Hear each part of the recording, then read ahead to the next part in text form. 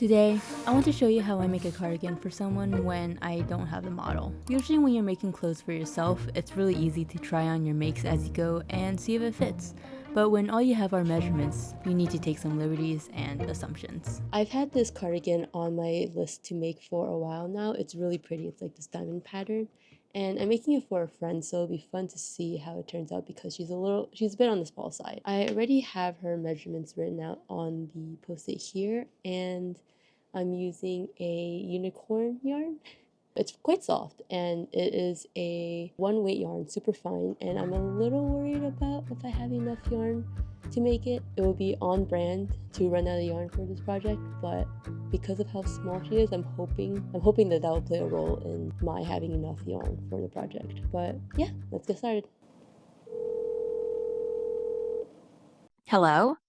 After getting my friend's measurements, I get to work on the pattern. This usually takes anywhere from 2 to 3 hours just to get the first few rows down, and a lot of frogging as I make adjustments. It's curling quite a lot, so even though I can technically pull it straight, I'm just going to undo it and use a larger hook. So right now I'm using a 3.25mm hook, but I think I'm going to size up to like a 3.75 hook. Oh, okay. So I'm going to switch to the 3.75 to make the base of the hook and try again.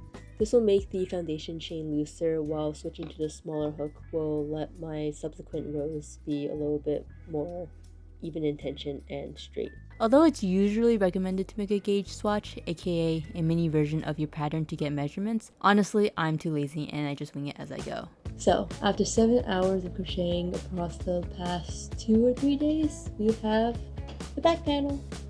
It looks amazing. I love this diamond pattern. It comes out so well. I reached about 19 inches. My friend's back measurement is 21, but I'm not really that worried about it because I know that I can block it to the length that I need, give or take. And adjusting the sleeves and the ribbing, I still have a lot of flexibility, so it's fine. It is very flowy and it's turning out really well, so I'm excited to get started with the next portions.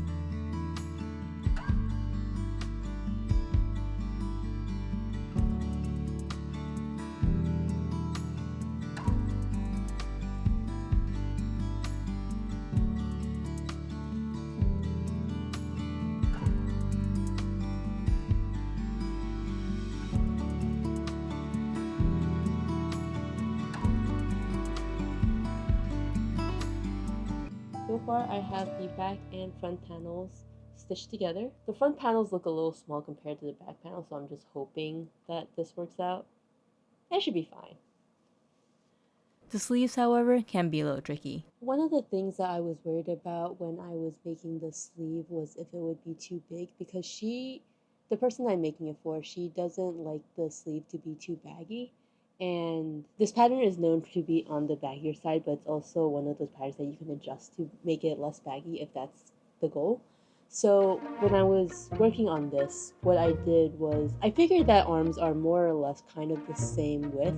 If you're on the skinnier side, you can kind of assume that if it fits my arm, basically it would be able to fit her arm. So what I did was I worked up as much as I did like kind of a sample. I used stitch markers on the side to kind of close it up and then put my hand through and see how it fits. And I want to say that this is kind of the average length or amount of baggage that a sleeve might have for a arm. She did give me the measurements for one of her cardigans, which was 8 inches, and this is actually just short of that, which is about 12 to 13 inches in total when it's wrapped up like this.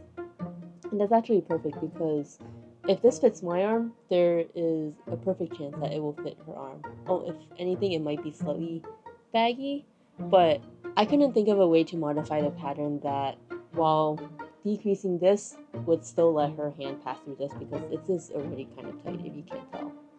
So I think overall we're on a good track though. It is coming along. I have 20 more rows of this to go at least. I have the length of the sleeve of her cardigan, and this says to make 53 rows and I'm already at 57. This is only I'll have another inch for the ribbing here, but this is only half my yarn. I'm probably gonna have to add more. Ah! Careful with your stitch markers, they can come off quite easily. My favorite hack is to just take a cardigan or sweater and get the arm width measurement there. It'll tell you how baggy or tight to make the sleeves. As for the length, it's important to see how much the cardigan drops off the shoulder.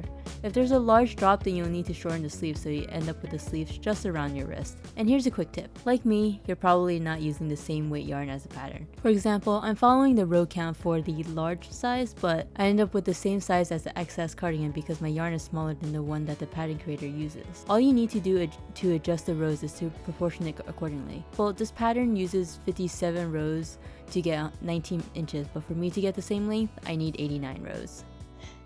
As it turns out, and as my record stands, I once again do not have enough yarn. I was kind of close. I was I'm like 85% of the way done with the sweater. I was working on this sleeve. It's about 60% of the way done, but this is all I have.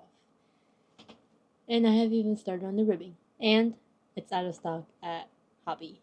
So I just have to wait.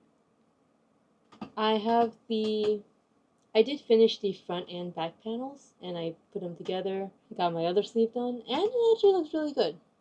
I'm actually really proud of this one. But we're just gonna have to wait until I get more yarn. You'd think by now I learned my lesson, but anyways.